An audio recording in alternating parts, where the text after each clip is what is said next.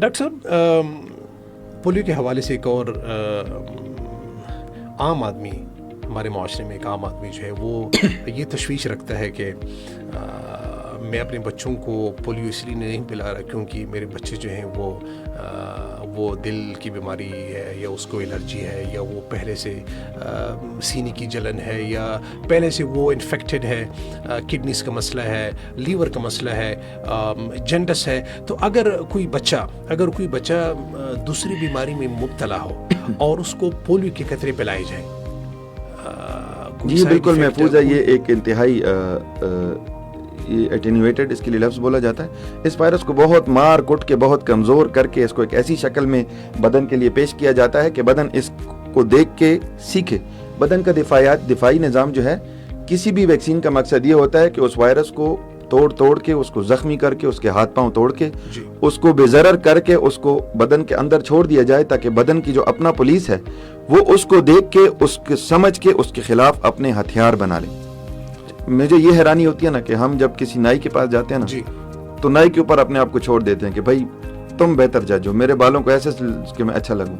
مستری کے پاس اپنی گاڑی لے کے جاتے ہیں، پنچر لگانے سائیکل لے کے جاتے ہیں نا، اس پہ بھروسہ کرتے ہیں کہ بھائی تم جیسا کرو گے ٹھیک کرو گے. یا ہم نے زندگیاں، ڈاکٹر صاحبان نے ریسرچ بیسس پہ لوگوں نے اپنی زندگیاں گنوا کے نا ایک آپ کے لیے علاج پیدا کیا. 100 سال پہلے انسولین نہیں تھی، کسی کو شوگر ہوتی تھی کمرے میں بند کر دیتا کہ اس نے 5-10 سال میں مر جانا ہے، گھٹ کے گوشت گلگا ہڈیاں نکلیں گی بس مر جائے گا.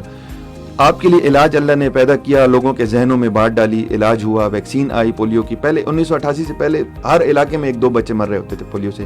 ابھی الحمدللہ پورے پاکستان میں 1-2-3 مشکل سے مل رہے ہیں، کیونکہ یہ 2-3 ہر دھرم ضدی جاہل والدین کی وجہ سے.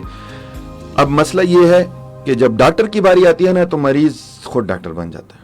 اس کے 100 آس پاس 100 ڈاکٹر اور ہوتے ہیں. جب ڈاکٹر اس کو کوئی سیدھا راستہ دکھاتا، وہ جی میرے علاقے میں تو ایسے ہوا تھا، وہ فلاں نے کیا تھا تو ایسے ہوا تھا، فلاں کو لگا تھا تو ایسے ہوا تھا.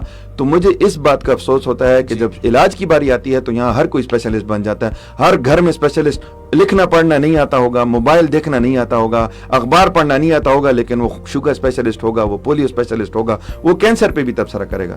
وہ مریض قبر میں چلا جائے گا، اس پہ بھی اس کو تبصرہ ہوگا کہ یہ اس لیے مرا. تو میری لوگوں سے جولی اٹھا کے اپیل ہوتی ہے کہ خدا کے لیے اپنے ڈاکٹروں پر بھروسہ کیا کریں. کوئی بھی آپ کو برا مشورہ نہیں دیتا.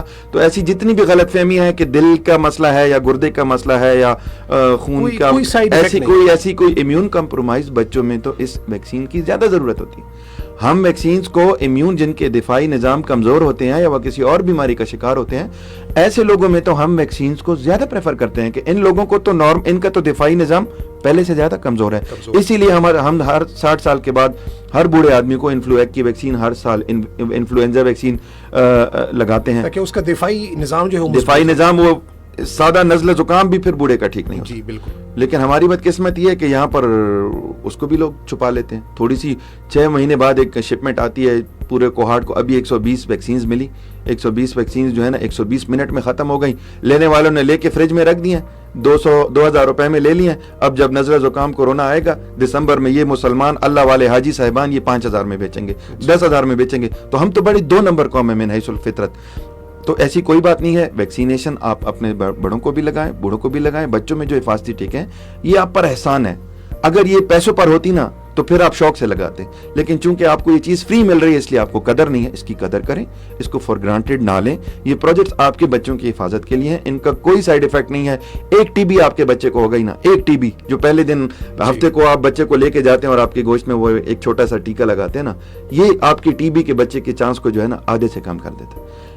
تو ایک ٹی بی اگر آپ کے بچے کو ہو گئی نا تو آپ ساری زندگی روئیں گے. اس کا پھپڑا کبھی ایک طرف سے کام نہیں کرے گا، کبھی دوسری طرف سے، کبھی ہڈیوں میں چلی جائے گی، کبھی پھپڑوں میں، کبھی گردوں میں چلی جائے گی. تو ایسی ہر حفاظت، ایسی جو یہ جان لیوا بیماریاں ہیں جن کی ویکسین ہے، جن کا علاج ہے الحمدللہ، تو اس جراثیم کو اگر وہ جراثیم اپنی مسلسل حالت میں آپ کے اندر آ گیا نا، آپ کا بچہ نہیں بچ پائے گا. یہ اللہ کا شکر ادا کریں کہ وہ جراثیم ایک کمزور اور مردہ حالت میں آپ کے بدن کے دفاعی نظام کو وقت سے پہلے دے دیا گیا ویکسین کی شکل میں، چاہے وہ پولیو کی ہو، چاہے وہ ٹی بی کی ہو، چاہے وہ ڈپتھیریا کی ہو، چاہے وہ تشنج کی ہو، چاہے وہ میزلز کی ہو، جس کی بھی ہو.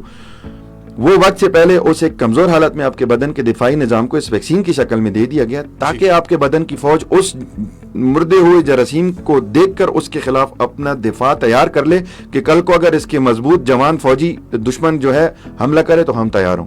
تو اس ویکسین کا کام تو یہ ہے کہ آپ کو وقت سے پہلے اس خطرناک وقت کے لیے تیار کرنا ہے. ہاں اگر آپ سمجھتے ہیں کہ علاج نہ کر کے ویکسین نہ لگا کے ہم اللہ پہ بھروسہ کر رہے ہیں تو نبی پاک صلی اللہ علیہ وسلم نے بھی اپنے صحابی کو اونٹ باندھنے کا کہا تھا.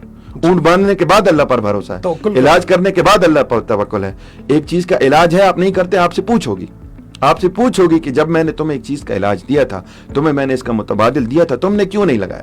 جی اس کی بھی پوچھو گی. یہ جان تمہاری نہیں ہے, یہ جسم تمہارا نہیں ہے, یہ اللہ کی نعمت, یہ اللہ کی نعمت ہے, اور اللہ اس سے پوچھے گا کہ تمہارا میں نے علاج دیا تھا کیوں نہیں کرایا.